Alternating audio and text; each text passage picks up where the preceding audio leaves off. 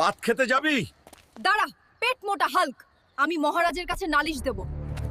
মহারাজ, Hulk আমাকে eve teasing করে, রাস্তায় আমাদের আটকায়, বাজে কথা বলে। হাল্কের এত বড় সাহস!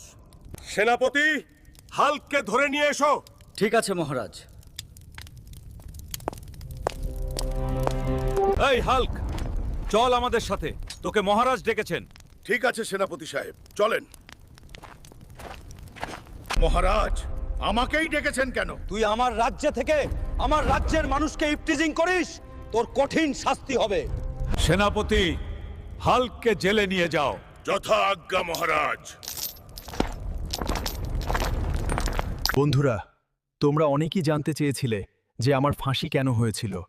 আমার অপরাধের জন্যই আমার ফাঁসি হয়েছিল। তোমরা যদি আমার ফাঁসির পরবর্তী পার্ট দেখতে চাও, তাহলেই কমেন্টে পার্ট 3 লিখে সাবস্ক্রাইব করে দাও।